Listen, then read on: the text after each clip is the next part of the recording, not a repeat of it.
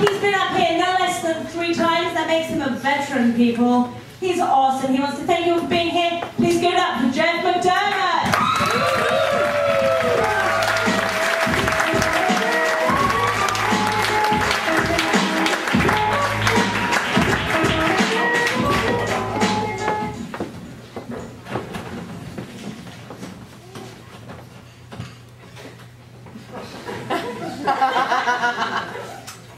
Exhausted. I've been running errands all day. I just want to lay down. Enjoy my set.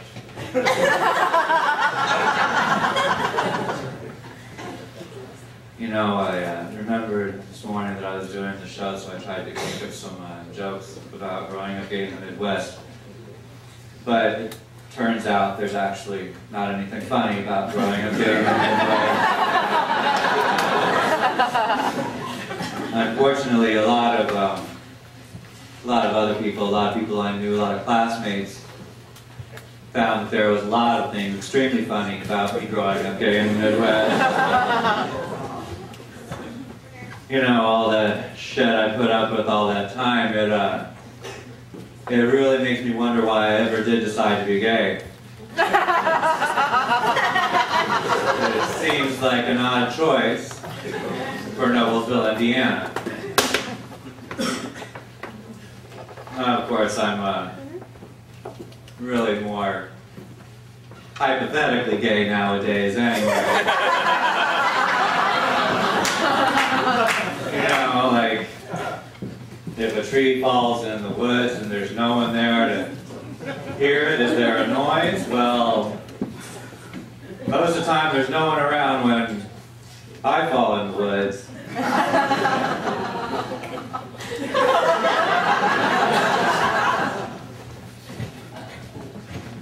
Yeah, all the harassment I went through in high school, it's screwed up my sex life to this day.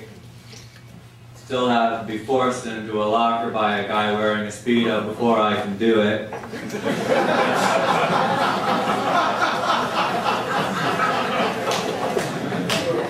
Nearly everyone thinks that's weird.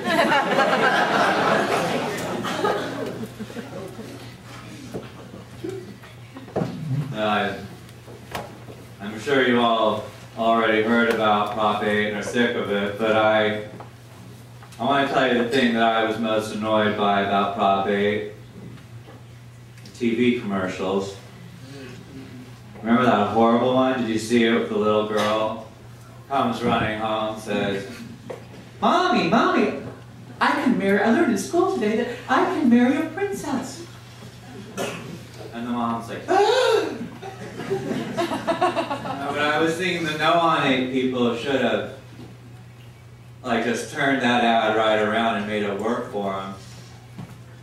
Would have gone like this. Like, "Mommy, Mommy, I found out today in school that I can marry a princess." Well, no, June, you can't. Not since Prop 8.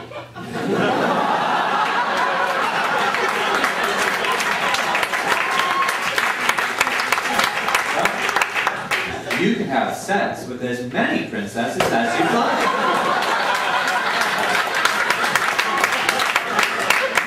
You just won't get any benefits.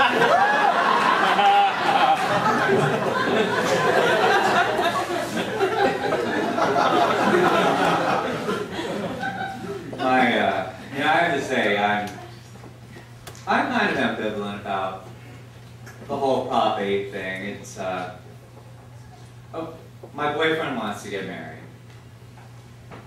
That guy who lives with him.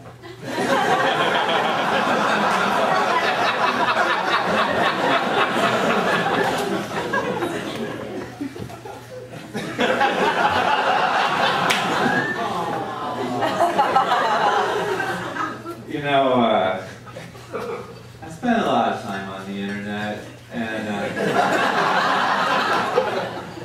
pretty much anything you can think of, somebody else has already thought of it, and it's on the internet. For instance, I came across this thing called alcohol vaporizer, and what it is, it's a mask that turns the alcohol into a fine mist that you breathe instead of drinking it.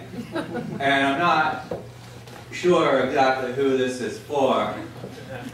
I guess people who are busy.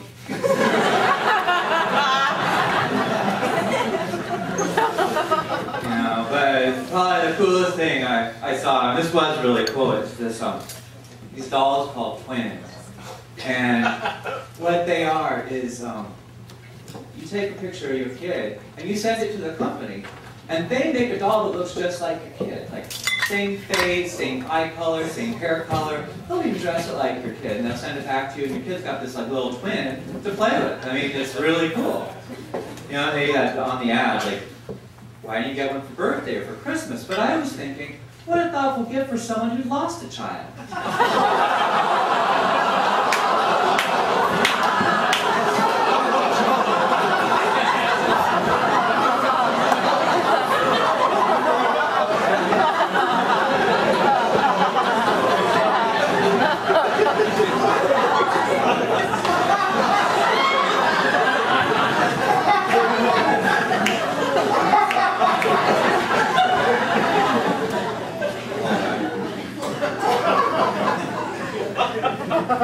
Sorry, I'm sedated. You know, I have to say that really my lifestyle nowadays is really more what you would characterize as lesbian-esque. I spend a lot of time at home on the couch with my cats watching television. We have a lot of fun though, it's pretty cool. You know, like the other night I was giving my cats mud masks. And, you know, I had to because I got them out of the cabin for myself. And then I realized that they had never been tested on animals.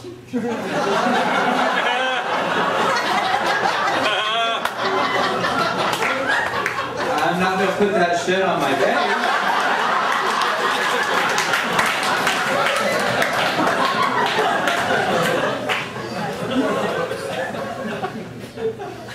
No, but I got a problem with my cats the other day. Felt kind of bad. I took them to the vet to get them declawed because I was, you know, they were starting to scratch my furniture. And it turns out that you can't have your cats declawed in West Hollywood. It's against the law. Woo! So I had to have their legs amputated.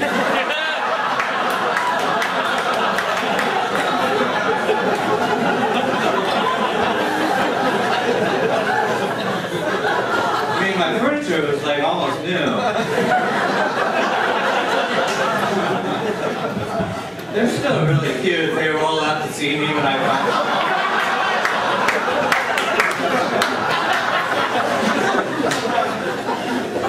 They're like furry worms.